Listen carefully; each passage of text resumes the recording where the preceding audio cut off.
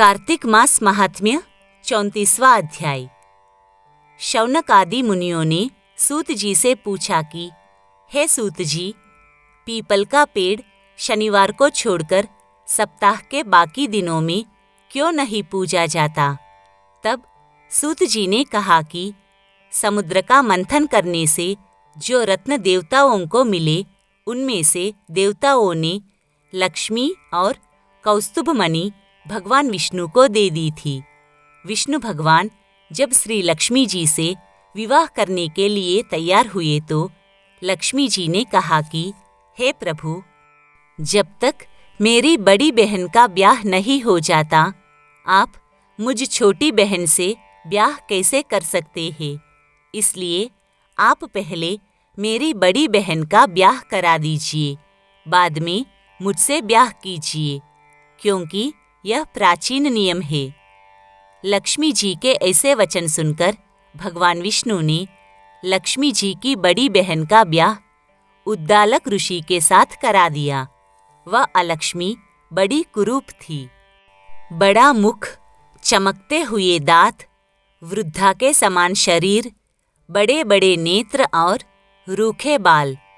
महर्षि उद्दालक भगवान विष्णु के आग्रह पर उससे ब्याह कर उसे वेद मंत्रों की ध्वनि से गूंजाते हुए अपने आश्रम में ले आए। वेद ध्वनि से गूंजित, हवन के पवित्र धुएं से सुगंधित उस मनोहर ऋषि आश्रम को देखकर वह बहुत दुखी हुई। उसने महर्षि उद्दालक से कहा कि इस आश्रम में वेद ध्वनि हो रही है, अतः यह स्थान मेरे रहने योग्य नहीं है, इसलिए तुम मुझे किसी दूसरी जगह ले चलो। उसकी बात सुनकर महर्षि उद्दालक ने कहा कि तुम यहाँ पर क्यों नहीं रह सकती, और तुम्हारे रहने योग्य दूसरी जगह कौन सी है, यह मुझको बताओ। अलक्ष्मी ने कहा कि जहाँ पर वेद की ध्वनि होती हो, अतिथियों का सत्कार होता हो, यज्ञ आदि होते हो, उस स्थान पर मैं नहीं रह सकती। जहाँ पर पति पत्नी आपस में प्यारे हो, पितरों के निमित्त यज्ञ होते हो, देवताओं का पूजन होता हो, वहाँ पर मैं नहीं रह सकती। जहाँ पर दिन रात पति पत्नी लड़ते हो और जहाँ से अतिथि लोग सदा निराश लौटते हो, जहाँ पर पूज्य वृद्धों, सत्य पुरुषों तथा मित्रों का अनादर होता हो, और जहाँ दुराचारी, चोर, परस्त्रीगामी प्राणी रहते हैं, जहाँ पर गौवों का वध, मद्यपान, ब्रह्म हत्या आदि पाप होते हैं, वहाँ पर मैं प्रसन्नतापूर्वक निवास करती हूँ। सूत जी ने कहा कि इस प्रकार अलक्ष्मी के वचन सुनकर उद्दालक का मन मलिन हो गया। वह इस बात को सुनकर चुप रह गए। थोड़ी देर तक चुप रहने के बाद उन्होंने कहा कि अच्छा, तुम्हारे लिए ऐसा ही स्थान खोजूंगा, अतः मैं जब तक तुम्हारे लिए ऐसा स्थान ढूंढकर ना आऊं, तब तक तुम इस पीपल के नीचे चुपचाप बैठी रहो।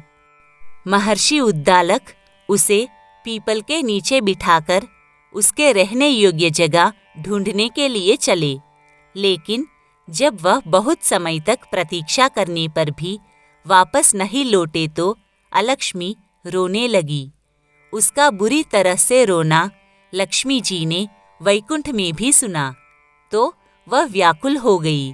उन्होंने दुखी होकर भगवान विष्णु से कहा कि हे प्रभु, मेरी बड़ी बहन अलक्ष्मी पति के त्याग देने से अत्यंत दुखी हो गई है। हे नाथ, यदि मैं आपकी प्रिय पत्नी हूँ तो आप उसे आश्वासन देने के लिए उसके पास चलिए। पत्नी की प्रार्थना सुनकर कृपा सिंधु भगवान लक्ष्मी जी को साथ लेकर उस पीपल के पास गए, जहाँ वह बैठी रो रही थी।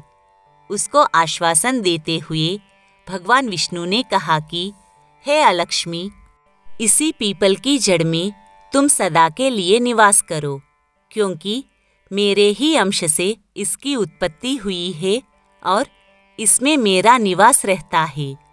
प्रतिवर्ष गृहस्थ लोग तुम्हारा पूजन करेंगे और उन्हीं के घर में तुम्हारी छोटी बहन निवास करेगी। स्त्रियों को विविध प्रकार के उपहारों से तुम्हारी पूजा करनी चाहिए।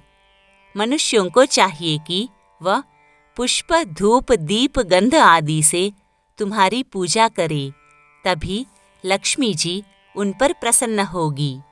सूत जी ने शौनक आदि मुनियों से कहा कि भगवान श्री कृष्ण, सत्यभामा तथा पृथु और नारद का संवाद तुमको सुना दिया, जिसके सुनने से ही मनुष्य के सब पाप नष्ट हो जाते हैं और उसे वैकुंठ की प्राप्ति होती है।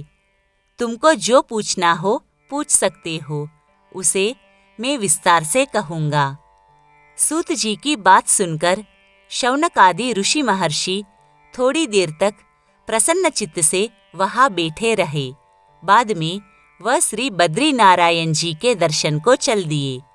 जो प्राणी इस कथा को सुनता है और दूसरों को सुनाता है, वह इस संसार में संपूर्ण सुखों को प्राप्त करता है।